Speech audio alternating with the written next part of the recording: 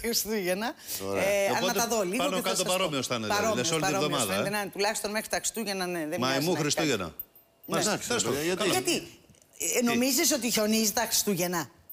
Κάνα 2 φορές αν έχει χιονίσει. Νόμιζα κάποτε εγώ που πήγαινα στο χωριό μου Χριστούγεννα είχε χιόνια. Παραμύθι είναι τα χιόνια τα Χριστούγεννα. Πώς δεν είχε παλιά χιόνια, ρε Χριστούγεννα τα Χριστούγεννα. Στα βουνά. Από τον Οκτώβριο και μετά χιόνιζε στην Ελλάδα. Στα βουνά. Στα βουνά, καλά. Όχι στην Αθήνα που περιμένουμε ένα χιόνια στο Καμπανάκι. Μα τώρα, άμα δείξει πρόσφατα, πώ τον αρχισυντάκτη, αν μπορέσει να το δείξει μετά, να δείξει την πλατεία τη φυλακτής Καρδίτσας, η οποία είναι στα 1150 μέτρα.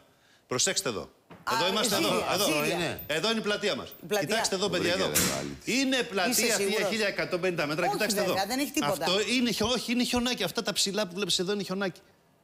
Στα 1150 μέτρα μιλάμε, παιδιά. Είδες τον τίτλο από κάτω που έχει βάλει? Η Πίνδος είναι εδώ. Μετά, μόλις ξημερώσει η μέρα, εδώ θα δεις τα τελευταία βουνά της Οροσειράς της Πίνδος. Γιατί έχει Όλυμπος χιόνι. Έχει ελάχιστα χιόνι. Αλλά στην πλατεία τώρα 1150. Έχω να κάνω όμως μια παρατήρηση. Παρακαλώ. Είσαι εσύ από τη φυλακτή, διότι είναι το χωριό σου, έτσι. Ναι, παρακαλώ. Λοιπόν, από την ηρωική φυλακτή, όπως σωστά γράφει και ο τίτλος από κάτω. Σωστά. Και έχεις αφήσει την πλατεία σε αυτή την κατάσταση. Πλατεία καλή είναι, δεν βλέπεις. Δεν την έχεις αναπτύξει. Πλακόστρωτη. Είναι νύχτα, ρε παιδί μου. Εδώ θα δεις πλατάνια, εδώ θα δεις παγκάκια. Τι άλλο. Α, έχει. Εδώ, πιο πέρα είναι τα μαγαζιά. Νομίζω ότι πρέπει μόλις ξημερώσει να την ξαναδούμε την εικόνα. Βέβαια, θα την ξαναδούμε. Απλώς βάλαμε τώρα για να δείξουμε ότι δεν χιόνισε. Παιδιά, είδε το χωριό του και χάρηκε. Να σου πω, web κάμερα είναι αυτό, τι είναι? Webcam. Έχω και εγώ webcam στη φυλακτή. Έχουμε. Κάτσε κάτω.